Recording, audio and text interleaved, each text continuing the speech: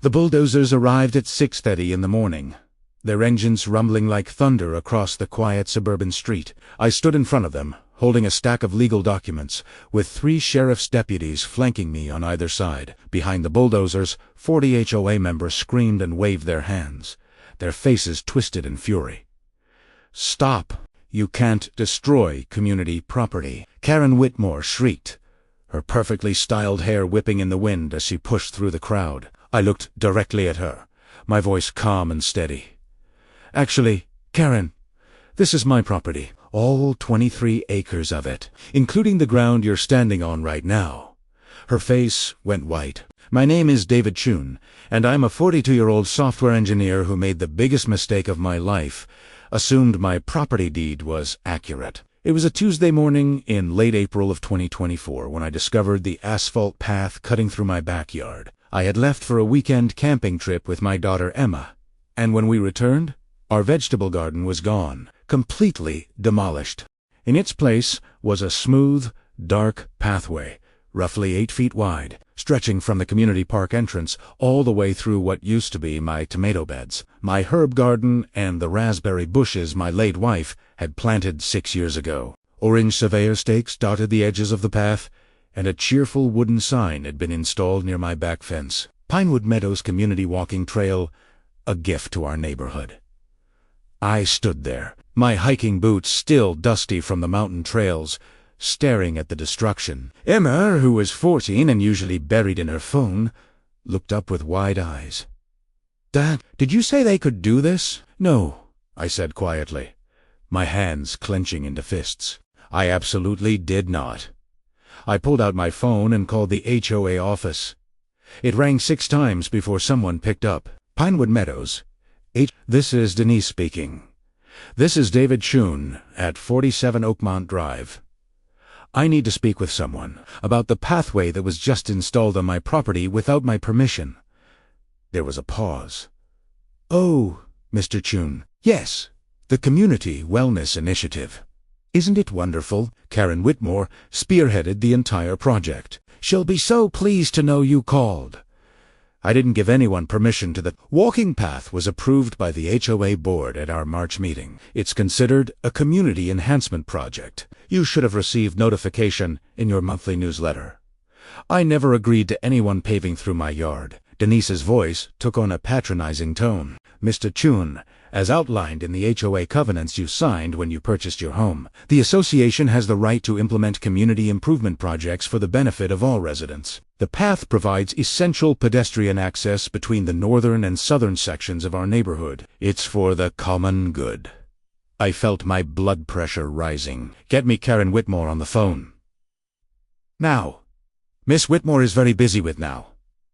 Another pause. "I'll have her call you back." She never did. That evening, I walked the entire length of the path with a measuring tape. It started at the community park on Maple Street, cut diagonally across my property for roughly 300 feet, and ended at the new housing development Karen's company was building on the south side of the neighborhood. That's when it clicked. Karen Whitmore wasn't just an HOA board member. She was the owner of Whitmore Development Group, the company that had built half the homes in Pinewood Meadows over the past decade. The new development she was constructing, Medoric Estates, had been marketed as walkable to community amenities.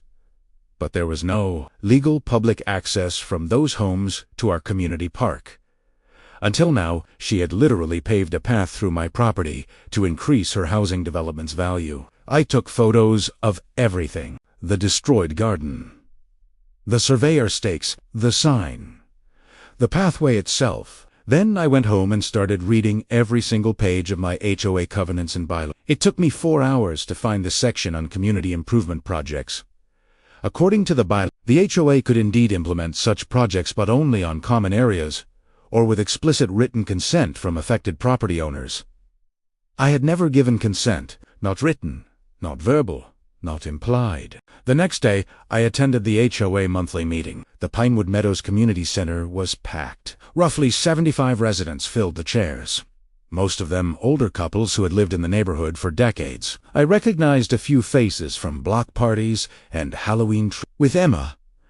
At the front table sat 5 board members: Karen Whitmore occupied the center seat, dressed in an expensive navy blazer and pearl necklace, her highlighted blonde hair perfectly coiffed. To her right sat Tom Pattison, a retired accountant who always voted however Kara told him to. To her left was Gregory Mills, who owned the local insurance agency and owed Karen several favors. But at the far left sat Barbara Morrison, the HOA president. Barbara was 60 years old, a retired real estate lawyer with blonde hair, distinctive red glasses, and her signature red blazer. She had a reputation for being fair but tough, and unlike the other board members, she actually read the governing documents before voting. Karen was mid-presentation when I arrived, clicking through a PowerPoint about community enhancement metrics and property value optimization.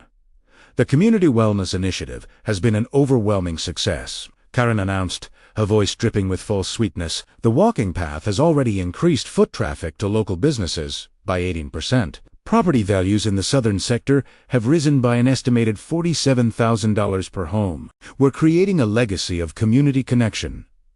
Several residents applauded. I raised my hand. Karen's smile faltered slightly. Yes, Mr. Chun. I stood up. I'd like to know why the HOA destroyed my vegetable garden and paved a pathway through my property without my written consent. The room went silent. Karen's laugh was light and dismissive. Mr. Chun, as I'm sure you're aware, the Community Wellness Initiative was approved by the board in accordance with our governing documents. The pathway utilizes existing common areas and designated pedestrian corridors. My backyard isn't a common area or a pedestrian corridor. It's my private property. Actually, Karen said, pulling out a document, according to the original neighborhood plat map from there's a designated public easement running through several properties in this area, including yours. The walking path simply formalized that existing easement. I pulled out my phone and displayed a photo of my property deed. I've reviewed my deed. There's no public easement listed anywhere. Karen waved her hand dismissively. Old deeds don't always reflect current easement agreements. The HOA legal team has thoroughly researched this matter. Then I'd like to see the HOA legal team's research, and I'd like to see the original easement documentation. Barbara Morrison leaned forward, her red glasses catching the light. That's a reasonable request. David? Karen, can you provide those documents? Karen's jaw tightened. The documents are in storage. It will take some time to retrieve them. How much time? Barbara asked. A few weeks? That's unacceptable, I said. You destroyed my property based on documents you can't immediately produce. Tom Pattison cleared his throat. Mr. Chun, I think you're being unnecessarily confrontational. The path benefits the entire community. It benefits Karen's housing development. I shot back. Meadowbrook Estates is being marketed as walkable to community amenities, but there was no legal public access from those homes to the park until you paved through my yard. Several residents began whispering. Karen stood up, her voice sharp. That's a baseless accusation. My development company operates completely separately from my HOA duties. Does it? Primera Askid, because it seems like an incredible coincidence that the walking path starts at the park and ends exactly at your new development's entrance. Barbara was making notes. Karen, I think we need to table this discussion until we can review the easement documentation. And David, I'd like you to submit a formal written complaint to the board. We'll schedule a special meeting to address this properly. Karen's face flushed red. There's nothing to address. The path is legal. It's staying, and Mr. Chun needs to accept that this is for the greater good of the community.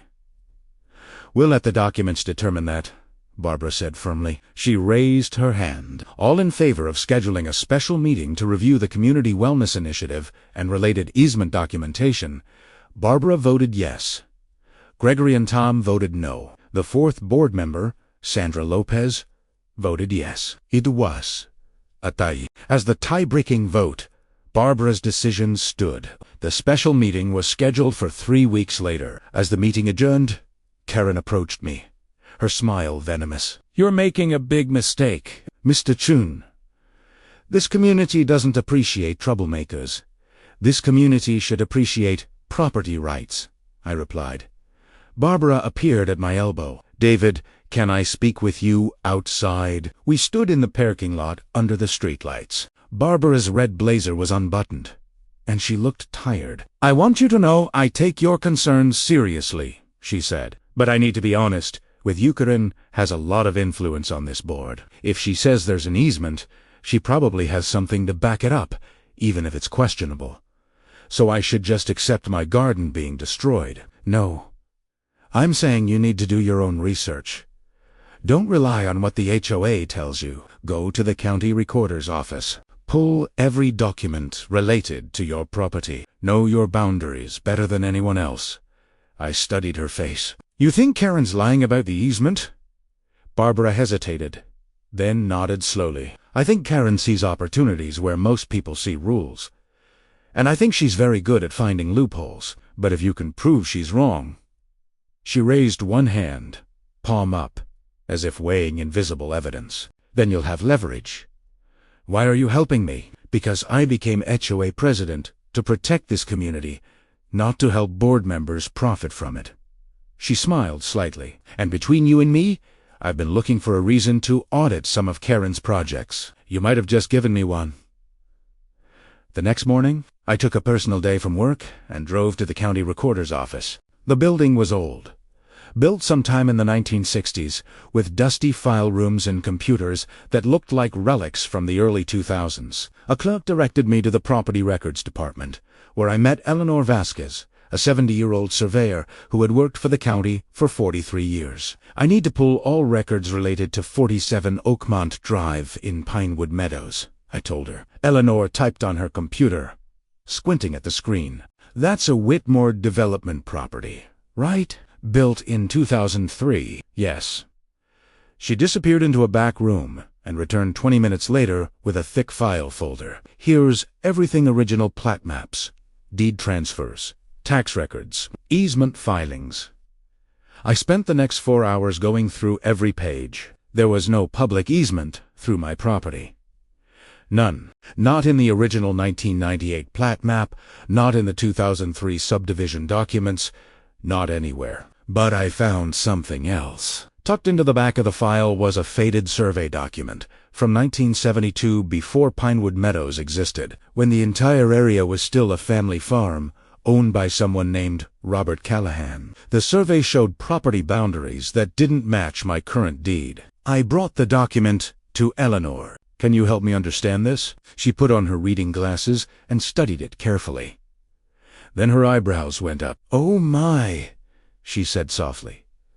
"What?" "Mr. Chun, this is the original survey before the land was subdivided. And unless I'm reading this wrong," she pulled out a modern plat map and overlaid it with the old survey, "your property boundaries are significantly different than what your current deed indicates." My heart started pounding. "Different how?" She traced her finger across the old survey. "According to this, the northern boundary of the original Callahan property extended roughly 800 feet further south than the current subdivision plat shows. If this survey is accurate and it was filed with the county, so it sold be then. Several properties in Pinewood Meadows were built on land that technically still belongs to the Callahan estate or its heirs. I bought my house from Whitmore Development," I said slowly. "They purchased the land from the Callahan family in 1997. Eleanor nodded. "But if the survey boundaries were never properly updated when the land was subdivided, there could be a title issue." "How big of an issue?" She pulled out a calculator and did some quick math, then looked up at me with wide eyes. "Mr. Chun, if I'm calculating this correctly, and if the original survey takes precedence over the subdivision plat, your property doesn't end where your fence is. It extends all the way to Sycamore Street." I felt dizzy. "Tatisi, that's where the community center is." "Yes," Eleanor said quietly, "along with the playground, the community pool, and several other structures." We stared at each other. "How is this possible?" I asked. "How could Whitmore Development sell homes and build community structures on land they didn't properly own?" Eleanor sighed. "Title errors happen more often than you'd think, especially when farmland gets subdivided into residential developments. Sometimes old surveys get overlooked. Sometimes boundaries get assumed rather than verified. And sometimes. She paused meaningfully. Sometimes developers cut corners to maximize buildable lots. What do? You hire a surveyor to conduct a modern boundary survey using the original Callahan property description, and you hire a real estate attorney, because if what I'm seeing is correct, you might own a lot more land than you think. I left the recorder's office with copies of every document, my mind reeling. That evening, Barbara Morrison called me. "David, I did some digging into Karen's easement claim. She filed a document with the HOA 2 weeks before the path was installed, claiming historical pedestrian access rights. But the document isn't notarized, and it references a plat map I can't find in any county records." "Barbara, I need to show you something. Can I come to your house?" Of course. Barbara lived in a beautiful craftsman-style home on Elm Street, with a home office lined with law books. We spread the county documents across her desk. I showed her the original Callahan survey. She studied it for a long moment, comparing it to modern plat maps. Then she pulled out a property ownership map of the entire Pinewood Meadows development. Her face went pale. "David," she said slowly, looking up at me with her red glasses sliding down her nose, "according to this survey, your property boundaries don't just extend to the community center." "What do you mean?" She rotated the map so I could see it clearly, pointing to the survey lines with her pen. "The community center, the playground, the pool, the tennis courts, the parking lot." She traced the boundary line, even the HOA management office, the building where Karen has her development company headquarters. Barbara looked up at me, and despite the gravity of the situation, a small smile played at her lips. She raised both hands in a gesture of amazement. "David, according to this original survey, they're ALL. On your land, every single one of them." I stared at the map, my heart hammering in my chest. Karen Whitmore hadn't just paved a path through my property. She'd built her entire empire on it. Have you ever had someone build something on your property without permission? What would you do in David's situation? I hired Marcus Webb the next morning. Marcus was a real estate attorney who specialized in property disputes and boundary litigation. He had a reputation for being thorough, aggressive, and expensive. His office was in downtown Seattle, in one of those glass high-rises, where you knew the hourly rate before you even walked through the door. But when I showed him the original Callahan survey and explained the situation, his eyes lit up like a kid on Christmas morning. "This," he said, tapping the faded document with his finger, "is a titled attorney's dream case. If this survey is legitimate, and I have no reason to doubt county records, then you have one of the most significant adverse possession and title defect cases I've ever seen." "What does that mean in practical terms?" Marcus leaned back in his leather chair. "It means that Whitmore Development either knowingly or negligently subdivided and sold property they didn't fully own. Every structure built on your actual property lined a community center, the playground. The pool is, technically, trespassing. And that walking path, that's the least of your problems." "Can they claim adverse possession? They've been using that land for 20 years. Adverse possession requires open, notorious, exclusive, and hostile use for 10 years in Washington state. But here's the key: you bought your property from Whitmore Development in 2003. They can't claim adverse possession against themselves. And since you didn't know about the true boundary until now, the clock for any adverse possession claim against you hasn't started." My head was spinning. "So what are my options?" Marcus pulled out a legal pad and started writing. "Option 1. Negotiate a settlement with the HOA and Whitmore Development. They pay you fair market value for the land they're using, plus damages for the unauthorized path construction. We're talking potentially 7 figures, depending on the acreage. Option 2. You assert your full property rights. You demand removal of all structures on your land, including the community center. This would be nuclearitz, would destroy property values throughout the neighborhood, and likely bankrupt the HOA. But it would establish very clearly that you own that land. And option 3? Marcus smiled. You use option 2 as leverage to negotiate option 1. We file a quiet title action to establish your legal boundaries. Then we negotiate from a position of absolute strength, Karen Whitmore built her development empire on cutting corners. Let's make her pay for it. I thought about my destroyed vegetable garden, about Karen's smug smile at the HOA meeting, about the raspberry bushes my wife had planted. Let's do option 3, I said, but I want every step documented. I want this done right. That's why you hired me. Marcus moved fast. Within 3 days, he had hired a licensed surveyor to conduct a comprehensive boundary survey using the original Callahan property description. The surveyor, a meticulous man named Robert Kim, spent a week taking measurements, reviewing historical records, and comparing GPS coordinates with the old survey markers. His findings were devastating for the true northern boundary of my property extended 837 feet south of my current fence line. That meant I owned not just the community center, but also the playground, the swimming pool, the tennis courts, the HOA management office, and the entire walking path that had been paved through what I thought was just my backyard. The total acreage was just over 23 acres. My deed claimed I owned 1.7 acres. Marcus filed a quiet title action on a Monday morning. By Monday afternoon, my phone was ringing off the hook.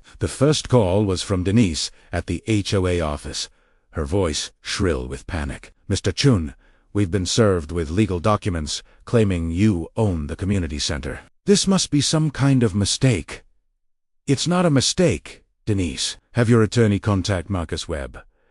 The second call was from Tom Patterson, the retired accountant on the HOA board. David, let's be reasonable about this. Whatever disagreement you have with the board, surely we can work it out without involving lawyers.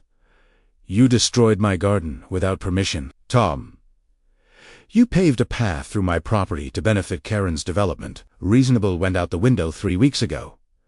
I hung up. The third call was from Karen Whit. Her voice was ice. Mr. Chun, I don't know what kind of scam you're trying to pull, but I promise you it won't work. My company has clear title to every property in Pinewood Meadows. This frivolous lawsuit will be dismissed within a week. Karen, your company subdivided land using incorrect survey boundaries. That's not a scam. That's a title defect, and it's about to cost you everything. Silence on the other end. Then, you're bluffing. The county survey is a matter of public record. Feel free to verify it yourself. I'll be waiting for your attorney's call. I hung up. The fourth call was from Barbara Morrison. Unlike the others, her voice was calm. David, I just got the legal filing. Are the survey findings accurate? Completely. County surveyor verified everything. She let out a long breath. Then, Karen is in serious trouble, and so is the HOA. The community center alone is worth almost $2 million. If you own the land, it sits on. I do own it, Barbara. The survey proves it. What do you want, David? And please be honest with me. I thought carefully before answering. I want Karen held accountable for cutting corners and profiting from it. I want the HOA to acknowledge what they did was wrong. And I want fair compensation for my land, not demolition. I'm not trying to destroy the neighborhood. Barbara, I'm trying to protect my rights. But I won't be bullied into accepting pennies on the dollar, because Karen thinks she can intimidate me. Barbara was quiet for a moment. I'm going to call an emergency board meeting. Give me 48 hours to try to salvage this situation before it becomes a war. You have 48 hours. But Barbara, if Karen tries anything during that time, all bets are off. Understood? The emergency board meeting took place on Wednesday evening. I wasn't invited, but Marcus was as my legal representative. He called me afterward from his car. You need to hear this. Karen showed up with her own attorney, a guy named Richard Moss from one of the big downtown firms. He spent the first 30 minutes claiming the survey was fraudulent and threatening to file sanctions against me for frivolous litigation. What did you say? I pulled out the certified county survey, the original Callahan deed from 1972, and the subdivision plat from 19... Then I showed them line by line how Whitmore development had subdivided property boundaries that didn't match the original legal description. Richard went pale. And Karen, she tried to claim it was an honest mistake by the surveyor her company hired back in the 90s. Barbara Morrison shut that down immediately. Apparently Barbara had been doing her own research. She found evidence that Karen's father, who owned Wit Development before she had received a surveyor's report in 1997 flagging potential boundary discrepancies. He buried it. My hands tightened on the phone. So say knew, or at least her family knew. It gets better. Barbara also discovered that Karen's company claimed a tax deduction for the community center land as a donation to the HOA. Except they can't donate land they don't own. That's tax fraud. I felt a cold satisfaction settle in my chest. What happened next? Barbara proposed a settlement framework. The HOA purchases the land from you at fair market value. I'm estimating $1.8 million based on comparable sales. Whitmore Development pays you an additional $500,000 in damages for the unauthorized path construction and destruction of your garden. And Karen resigns from the HOA board effective immediately.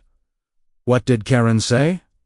She refused. Said she'd rather fight it in court. But here's the problem. The HOA's insurance won't cover this. It's a title defect, not negligence. And Whitmore Development's insurance has a fraud exclusion. If we can prove Karen or her father knowingly used the wrong boundaries, she's personally liable. How much are we talking between potential damages, legal fees, and the cost of relocating or demolishing structures if you assert your full property rights? Easily $5 to $7 million. It would bankrupt her company. I stared out my kitchen window at the walking path cutting through my destroyed garden. Good. Over the next 2 weeks, the neighborhood descended into chaos. Word spread about the lawsuit. Property owners started questioning their own deed boundaries. 3 families discovered their lots were smaller than advertised. One homeowner found out his garage was actually built on HOA common land. Karen tried to rally support, sending a mass email claiming I was a greedy opportunist trying to destroy the community for personal profit. It backfired spectacularly when someone leaked Barbara's research about the buried surveyor report. The neighborhood Facebook group exploded with arguments. Some people sided with Karen, claiming I should just accept a reasonable settlement and move on. Others were furious that Whitmore Development had potentially scammed them on property sizes. I stayed silent. Marcus had advised me not to engage on social media, and I followed his advice, but Emma didn't. One evening, I found her scrolling through Facebook comments, her jaw tight with anger. Dad, people are saying terrible things about you. They're calling you selfish, saying Mom would be ashamed of you for suing the neighborhood. I sat down next to her. Emma, your mom planted those raspberry bushes the year before she died. She spent weeks choosing the perfect varieties, preparing the soil, designing the garden layout. Do you remember helping her? Emma's eyes filled with tears. Yeah. Karen Whitmore destroyed that garden without asking permission. She paved over your mom's work like it meant nothing. And when I asked for an explanation, she lied to my face about easements that don't exist. I put my arm around Emma's shoulders. I'm not suing to hurt people. I'm suing because what they did was wrong, and no one should get away with that. Emma leaned against me. I miss her. Me too, sweetheart. Me too. On the 19th day after filing the lawsuit, Karen's attorney called Marcus to request a settlement conference. We met at a neutral location, a conference room at the downtown Hilton. Present were Marcus and me, Karen and Richard Moss, Barbara Morrison representing the and a mediator named Judge Patricia Valdez, a retired Superior Court judge who specialized in property disputes. Karen looked different than she had at the board meetings. Her designer suit was wrinkled. Her makeup couldn't hide the dark circles under her eyes. She wouldn't meet my gaze. Judge Valdez opened the meeting. We're here to explore whether there's a reasonable settlement framework that avoids years of litigation and potential financial ruin for all parties. Mr. Webb, would you like to present your client's position? Marcus opened his briefcase. My client owns 23.1 acres of land in Pinewood Meadows, including the parcels currently occupied by the community center, playground, swimming pool, tennis courts, HOA management office, and the recently constructed walking path. This is supported by the original 1872 Callahan survey, certified county records, and an independent boundary survey completed 3 weeks ago.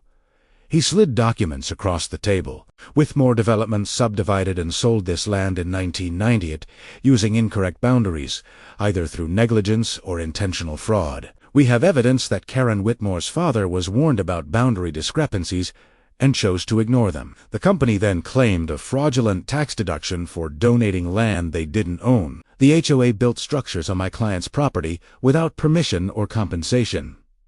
Richard Moss interrupted. This is speculation, and Judge Valdez raised her hand. Mr. Moss, you'll have your turn. Mr. Webb, please continue.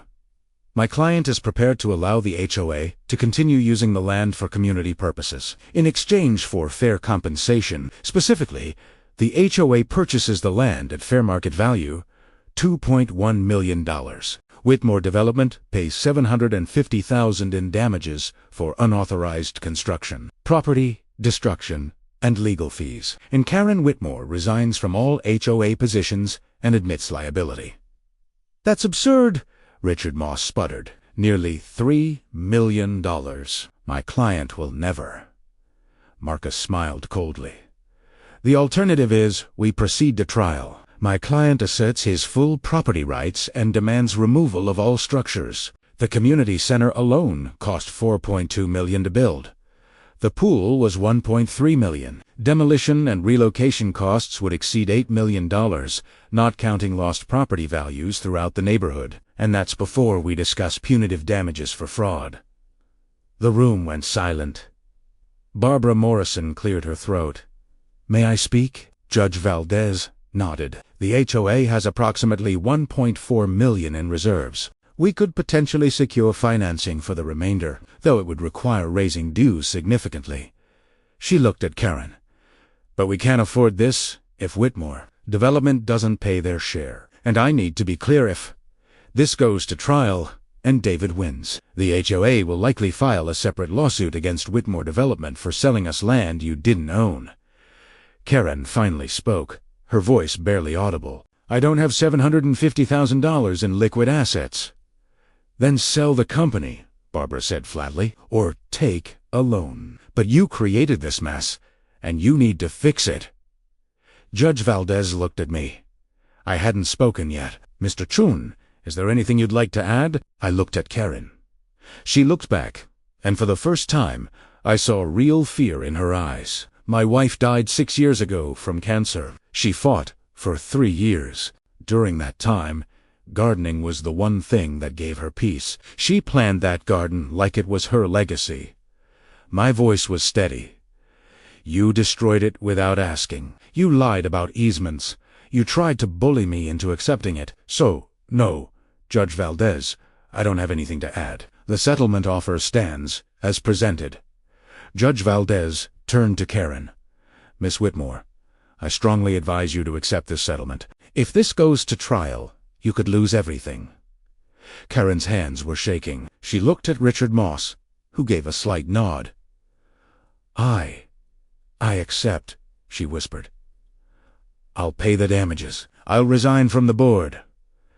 Barbara Morrison raised both hands in relief, a smile breaking across her face. Thank God, Barbara said. We can finally move forward. The settlement was finalized 3 weeks later. The HOA paid me $2.1 million for the land. Karen Whitmore's company paid $750,000 in damages. She resigned from the board and sold Whitmore Development to a larger firm 6 months later. But that wasn't the end of the story. With the settlement money, I did something Karen never expected. I donated $500,000 to create the Sarah Chun Memorial Garden at the community center named after my late wife. The garden featured the exact raspberry varieties she had planted, along with a bench overlooking the flowers. I also funded a complete audit of all Pinewood Meadows property boundaries. 7 families discovered their lots were smaller than advertised. I paid for their legal fees to get corrections on their deeds. And I kept the walking path, but only after the HOA officially named it the Community Respect Trail, with a plaque explaining that property rights matter, even in a community. Barbara Morrison remained HOA president. Under her leadership, The board implemented new transparency rules and required independent surveys for all future community projects. As for Eman and me, we rebuilt the garden together. Different location this time, but same raspberry bushes, same herbs, same love. Karen Whitmore never returned to Pinewood Meadows. Do you think David's settlement was fair? What would you have done differently? 6 months after the settlement, I thought everything was behind us. I was wrong. It started with a letter from the IRS. The envelope arrived on a Tuesday morning in November of 2024. Official and ominous. Inside was a notice of audit for my 2023 and 2024 tax returns, specifically regarding the settlement income from the HOA and Whitmore development. I called Marcus immediately. Is this normal? Primera, Ashked. I reported everything correctly, didn't I? You did, Marcus confirmed. The settlement was properly structured as a property sale and damages. But he paused. Let me make some calls. This might not be random.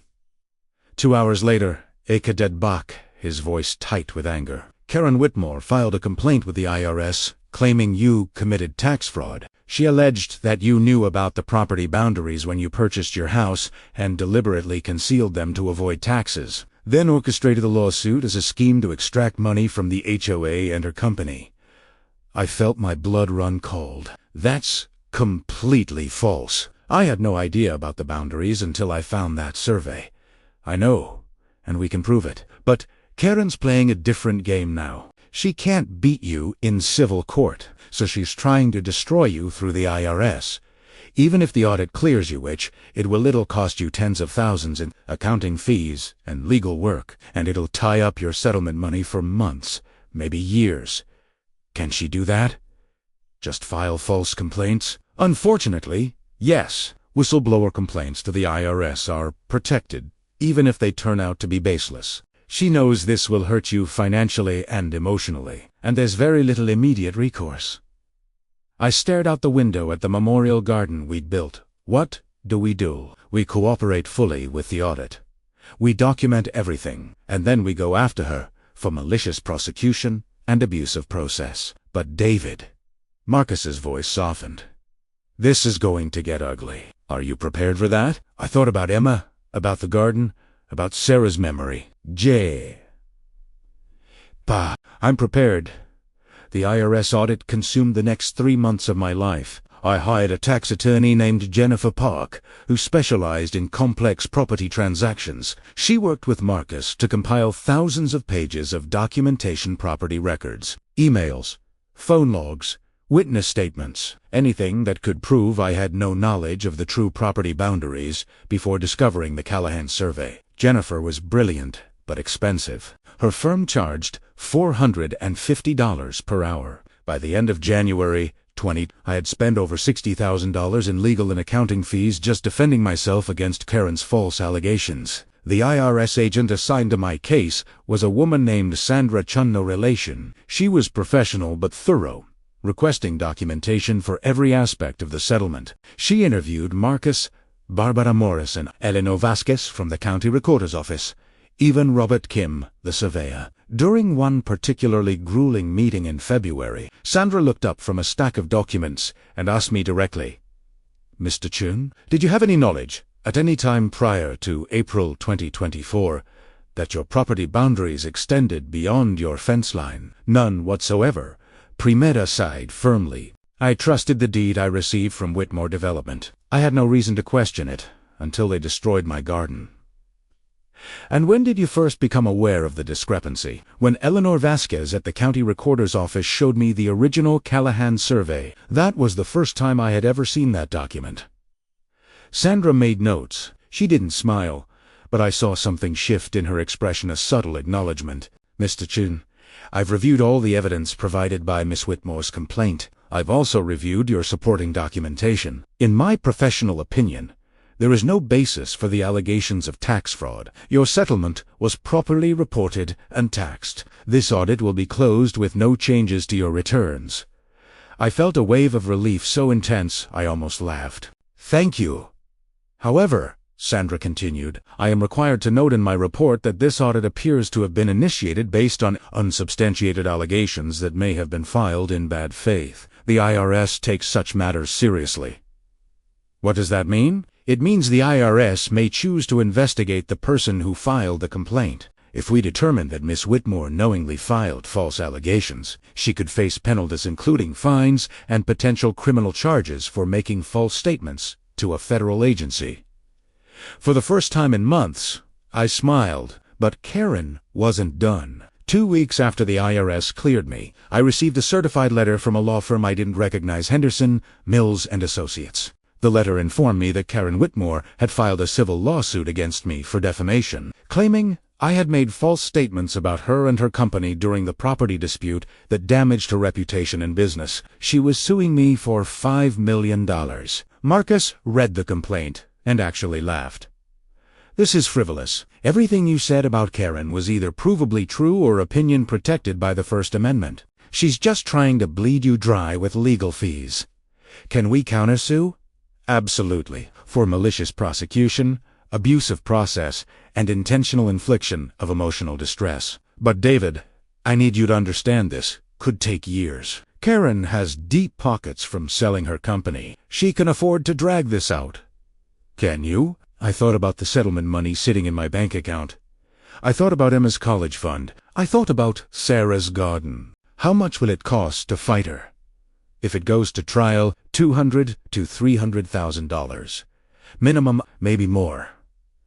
I closed my eyes. "Do it. File the countersuit. I'm not backing down." That's when Barbara Morrison called. "David, I heard about the defamation lawsuit. I need to tell you something, but you have to promise it stays between us for now." "What is it?" "I've been doing more digging into Whitmore Development's history. After Karen sold the company, the new owners conducted a full audit. They found evidence that Karen and her father systematically used incorrect property boundaries across multiple developments over 20 years. It wasn't just Pinewood Meadows. My heart started racing.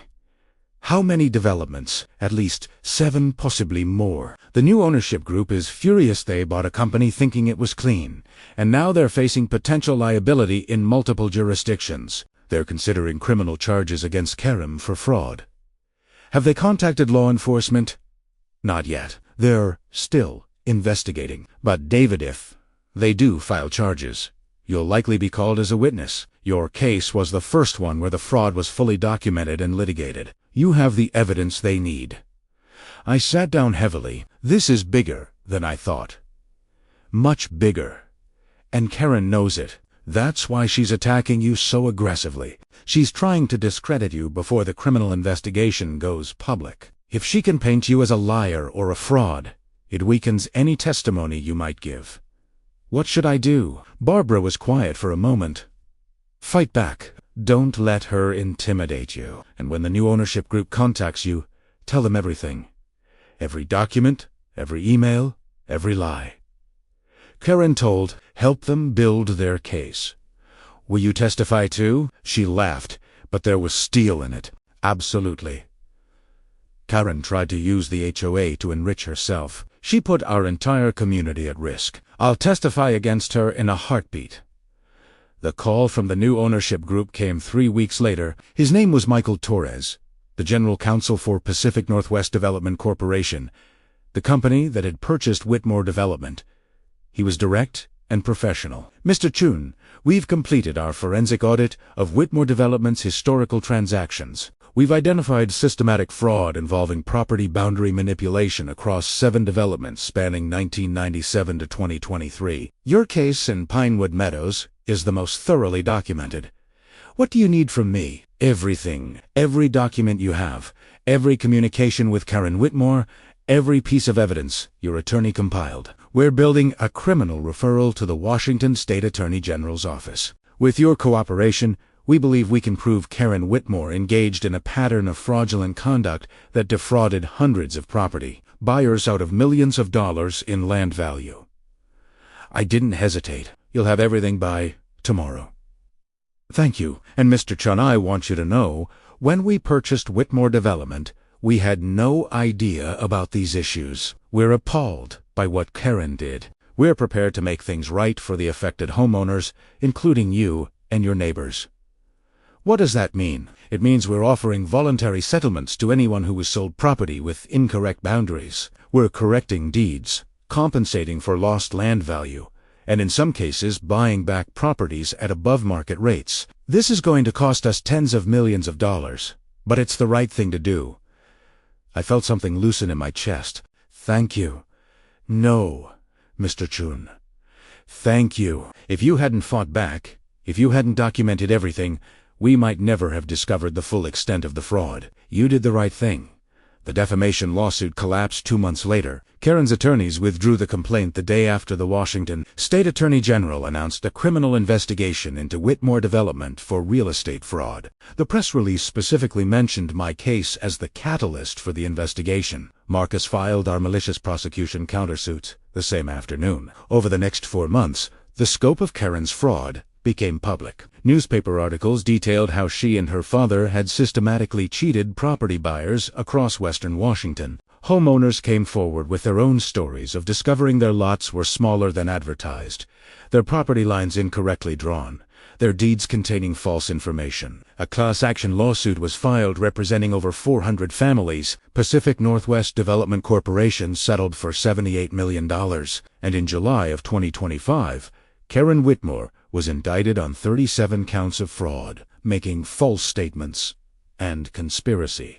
Her trial was scheduled for the following spring. I was working in my garden, the new one Emma and I had built, together when Barbara Morrison stopped by one warm afternoon in August. She was wearing her red blazer, despite the heat, and she carried a bottle of wine.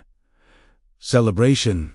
I asked. She smiled, raising both hands in a gesture of triumph. "Karen's attorneys contacted the AG's office today. She's accepting a plea deal. 27 months in federal prison, full restitution to victims, and permanent prohibition from the real estate industry." I set down my gardening tools. "It's really over. It's really over." She pled guilty next month. Sentencing is in October. We sat on the bench overlooking the memorial garden. Barbara opened the wine and poured 2 glasses. "You know," she said, "when you first came to that HOA meeting, I thought you were just another angry homeowner. I had no idea you'd end up exposing the biggest real estate fraud in state history." I laughed. "I didn't either. I just wanted my garden back." "You got something better. You got justice, not just for yourself, but for hundreds of families who didn't even know they'd been cheated." We sat in comfortable silence, watching the raspberry bushes sway in the breeze. "Sarah would be proud of you," Barbara said quietly. I felt tears sting my eyes. "I hope so." "I know so. You stood up for what was right, even when it cost you, even when it would have been easier to walk away. That takes courage." Emma came out of the house, saw us sitting together, and joined us on the bench. "Is it really over, Dad?" she asked. I put my arm around her shoulders. "Yeah, sweetheart, it's really over." "Good, because I was thinking maybe we should plant some more raspberry bushes. Mom would have wanted the garden to keep growing." I smiled. "That's a perfect idea." 3 months later, I stood in a federal courtroom as Karen Whitmore was sentenced. She looked smaller somehow, diminished. Her expensive clothes were gone, replaced by a simple gray suit. Her hair had streaks of gray she hadn't bothered to color. The judge, a stern woman named Margaret Hendricks, reviewed the case file before speaking. "Miss Whitmore, you have pleaded guilty to 27 counts of fraud spanning 2 decades. You systematically defrauded hundreds of families, stealing land that rightfully belonged to them. You betrayed the trust of your community and your profession. The financial harm you caused exceeds $43 million. Karen stood silently, her head bowed. "This court accepts your plea agreement. You are hereby sentenced to 27 months in federal prison, followed by 3 years of supervised release. You will pay full restitution as outlined in the plea agreement. You are permanently barred from working in real estate, property development, or any related industry."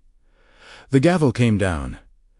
As the marshals led Karen away, she looked back once. Our eyes met across the courtroom. I didn't smile. I didn't gloat. I just nodded once an acknowledgement that justice had been served. Then I turned and walked out of the courthouse into the sunlight, ready to go home to my garden. Was Karen's sentence fair? Do you think David did the right thing by cooperating with the criminal investigation? The morning Karen Whitmore was released from federal prison, I was 10,000 feet in the air. Emma and I were flying to Iceland, a trip we'd planned 4 months. Sarah had always wanted to see the northern lights, to walk on black sand beaches, to swim in geothermal pools under an Arctic sky. She never got the chance. So we were going for her. As the plane crossed over Greenland, my phone buzzed with a text from Barbara Morrison. Just 3 words. She's out today. I showed Emma the message. Do you think she'll come back to the neighborhood? Emma asked. I shook my head. No. There's nothing left for her there. And even if she wanted to, the restraining order keeps her 500 yards away from Pinewood Meadows.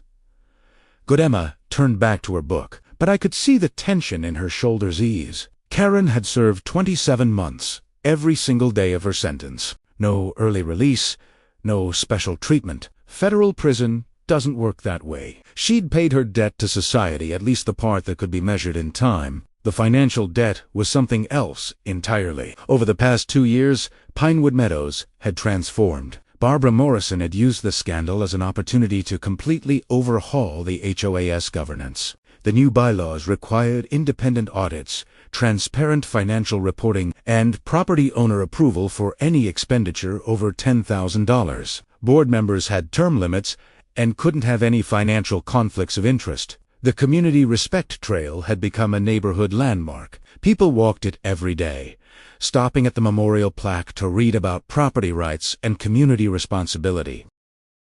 Some residents brought their children and explained what had happened, turning it into a teaching moment about standing up for what's right. The Sarah Chun Memorial Garden had grown beyond anything I'd imagined. Neighbors donated plants, installed a fountain, built raised beds for vegetables. It became a gathering place somewhere people came to think, to grieve, to celebrate. Emma volunteered there every Saturday, teaching younger kids how to garden. She discovered she had her mother's green thumb, her patience with growing things. As for me, I'd used part of the settlement money to start a nonprofit called the Property Rights Defense Fund.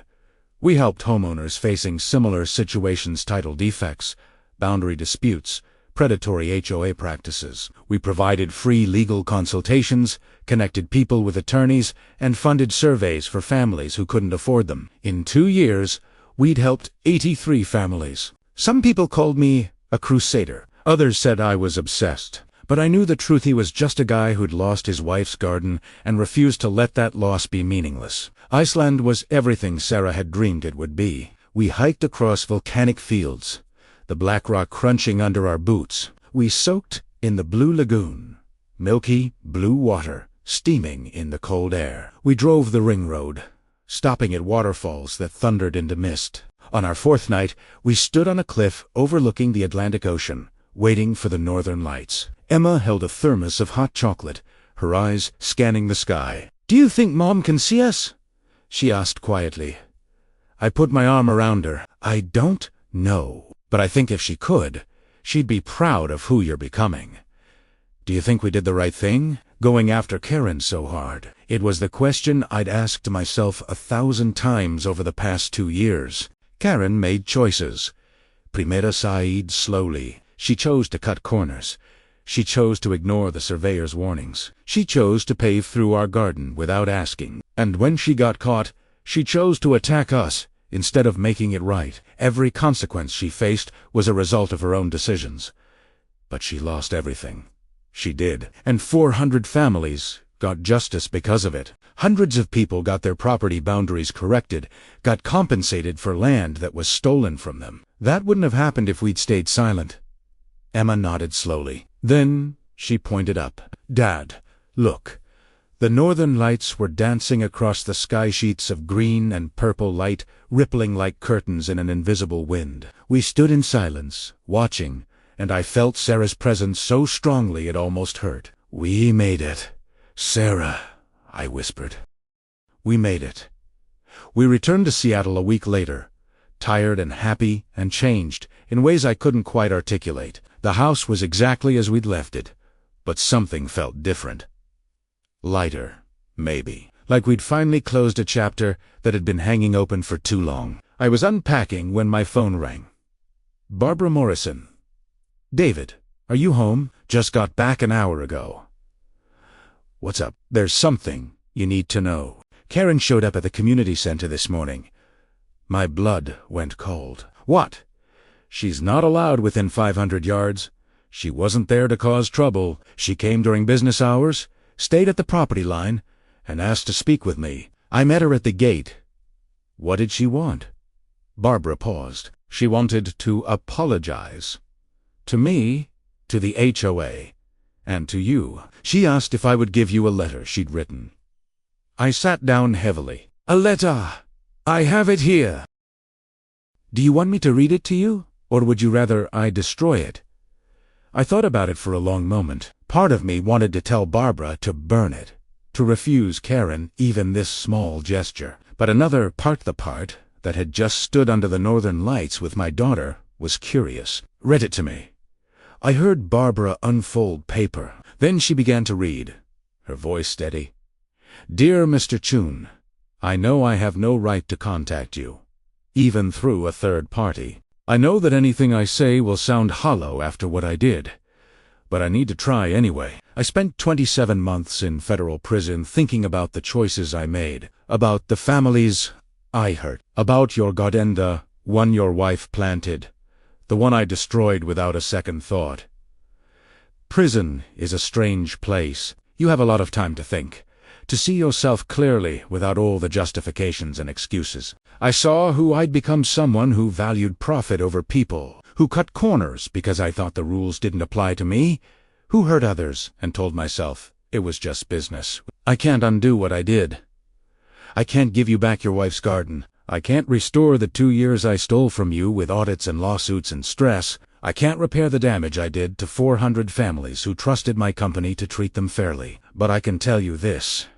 You were right. About everything. About the fraud. About the boundaries. About my father's buried surveyor report. You were right to fight back.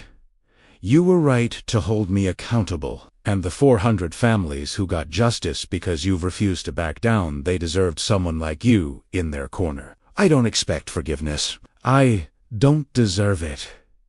I just wanted you to know that I understand what I did was wrong, and that I'm spending the rest of my life trying to be a different person than the one who destroyed your garden. I'm working at a women's shelter now, helping people rebuild their lives after incarceration. It doesn't make up for what I did, but it's something.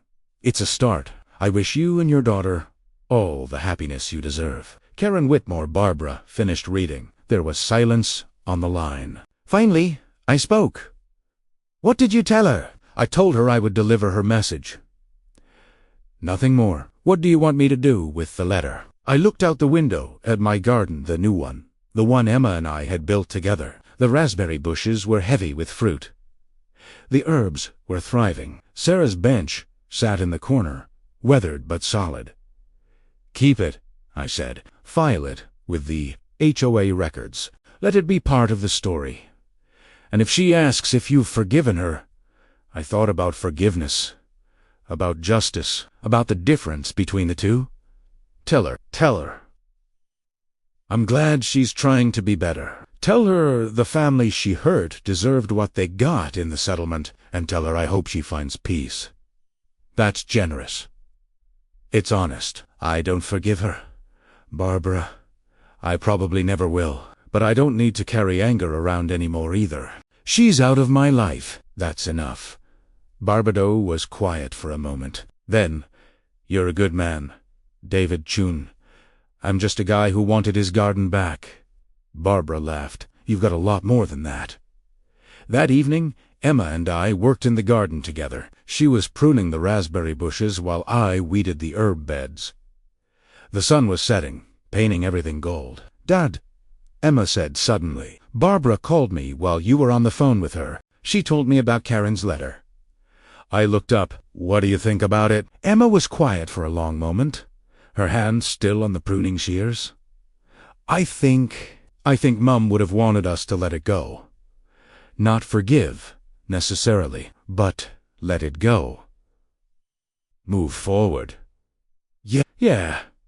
She always said holding on to anger was like drinking poison and expecting the other person to get sick. Karen's already paid for what she did. We got justice. We got the garden. We got to help other families. That's enough.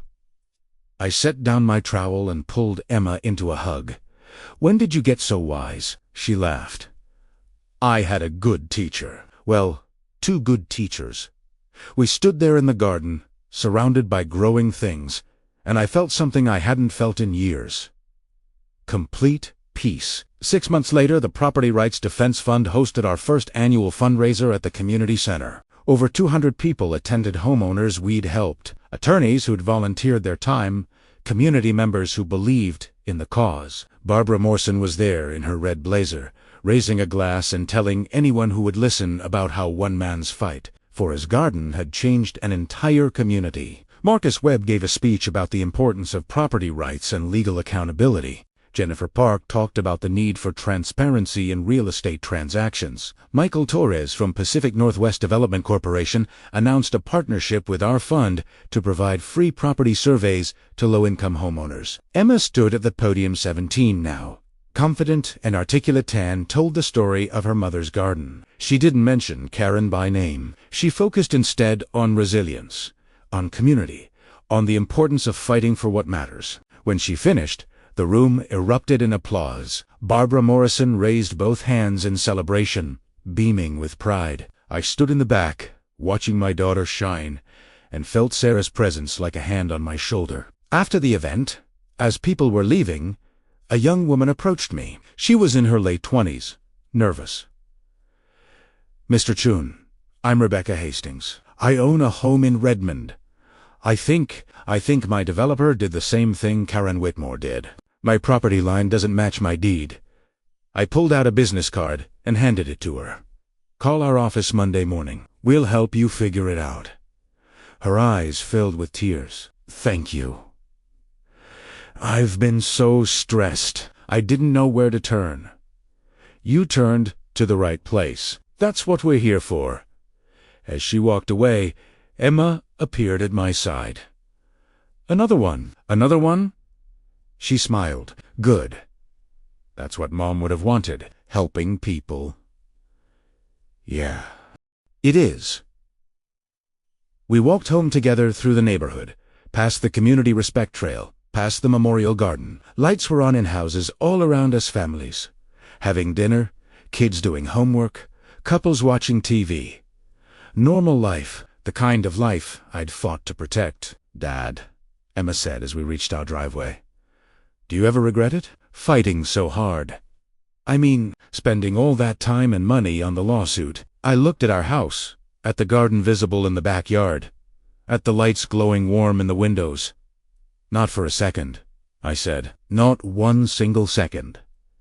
Epilogue. 5 years after that asphalt path cut through my garden, Emma graduated from law school. She specialized in property law, focusing on representing homeowners in disputes with developers and She'd already won 3 major cases, recovering over $2 million for families who'd been cheated. Barbara Morrison retired from the HOA presidency and joined our nonprofit's board of directors. She remained a fierce advocate for transparency and accountability in community governance. Marcus Webb and I became close friends. We met for coffee every month, trading stories about cases and occasionally reminiscing about the day we discovered I owned 23 acres. The Property Rights Defense Fund grew beyond anything I'd imagined. We operated in 6 states, had a staff of 12, and had helped over 500 families. We'd recovered more than $30 million in stolen property value. As for Karen Whitmore, I heard through the grapevine that she was still working at the women's shelter. She kept her head down, stayed out of real estate,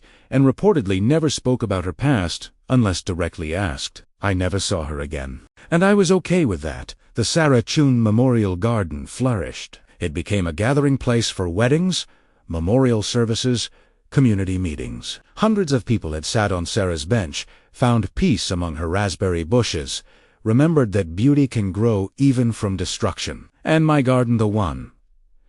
Emma and I built together, continued to grow. We added new plants every year. Tomatoes and herbs and flowers. The raspberry bushes produced more fruit than we could ever eat. We shared it with neighbors, donated it to food banks, made jam every summer. Sometimes, when I was working in the soil, I would think about that Tuesday morning when I came home to find my wife's garden destroyed. I would remember the anger, the betrayal, the determination to make things right. And then I would look around at everything that had grown from that moment: the memorial garden, the nonprofit, Emma's Law, Korea, the hundreds of families who'd found justice, and I would understand that sometimes the worst things that happen to us can become the seeds of the best things we do. The HOA never paved another path without written permission from every affected property owner, and I never again assumed that the people in power were acting in good faith. But I also learned something else. That one person, armed with evidence and determination and a refusal to back down, could change an entire system. The bulldozers came at dawn, just like in my opening words. But they weren't destroying anything. They were building a new community center on land the HOA had properly purchased, with clear title, full surveys, and unanimous property owner approval. I stood watching with Barbara Morrison, both of us holding coffee cups, both of us older and wiser than we'd been 5 years ago. "We did it," Barbara said quietly, raising both hands toward the construction site in a gesture of accomplishment. "Yeah," I said, "we did. And in my garden, the raspberry bushes grew." What was the most important lesson from David's story? Share your thoughts below. And if you enjoyed this journey, don't forget to like and subscribe for more stories of justice and perseverance.